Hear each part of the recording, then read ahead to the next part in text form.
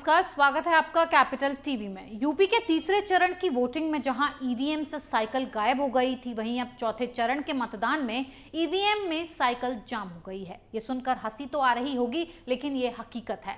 लखीमपुर सदर विधानसभा क्षेत्र में सपा नेताओं ने आरोप लगाया है कि पोलिंग बूथ पर किसी ने साइकिल के बटन पर फेविक्विक चिपका दी है, जिससे कि लोग साइकिल का बटन नहीं दबा पा रहे हैं। आखिर क्या है पूरा मामला, इस रिपोर्ट में देखिए।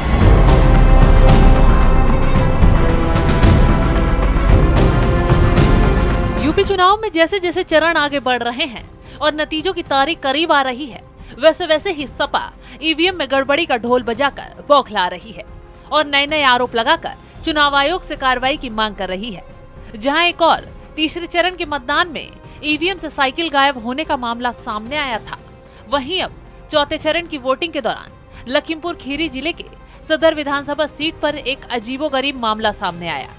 यहाँ कादीपुर रानी पोलिंग बूथ पर लगी ईवीएम मशीन में अराजक तत्वों ने फेविक्विक डाल दिया, ऐसा आरोप सपा नेताओं ने लगाया है और इस बात की शिकायत बकायदा चुनाव आयोग से भी की गई, जिसके बाद चुनाव आयोग ने तुरंत संज्ञान लिया और 1.5 घंटे के अंदर मशीन को सही कराया।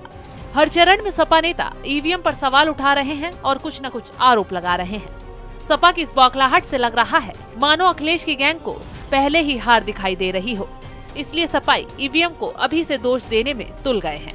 वहीं लखीमपुर खीरी जिले के पूर्व विधायक और समाजवादी पार्टी प्रत्याशी उत्कर्ष वर्मा का कहना है कि किसी ने शरारत करके हमारी पहले नंबर पर जो बटन है उसमें फेविक्विक डाल दिया, जिस वजह से वो बटन ही दब नहीं रहा। हमने शिकायत की है, इसके बाद चुनाव आयोग ने कार्रवाई की है। इस दौरान करीब 1.5 घंटे तक वोटिंग रुकी रही है। इसके साथ ही उत्कर्ष वर्मा ने आरोपियों के खिलाफ सख्त कार्रवाई की मांग की है। सिर्फ लखीमपुर खीरी ही नहीं, हरदोई में भी सपा नेता बौखलाए हुए हैं। यहाँ सपा का आरोप है कि हरदोई जिले की सवायजपुर 154 विधानसभा के बूथ नंबर 119 और 120 प्राइमरी स्कूल पर फर्जी वोटिंग हो रही है। कई जगहों पर ईवीएम खराब है, इसे लेकर भी चुनाव आयोग से शिकायत की गई है और चुनाव आयोग भी मामले पर एक्शन ले रहा है ताकि सपा का बवाल कम हो। ईवीएम पर सवाल उठाने का सपा का ये एजेंडा पहला नहीं है। जब भी विपक्ष को हार दिखाई देती है तो ईवीएम में गड़बड़ी का मुद्दा उठा दिया जाता है और अब सपा नेता हर एक चरण में ईवीएम पर सवाल उठा रहे हैं या फिर फर्जी वोटिंग का आरोप लगा रहे हैं।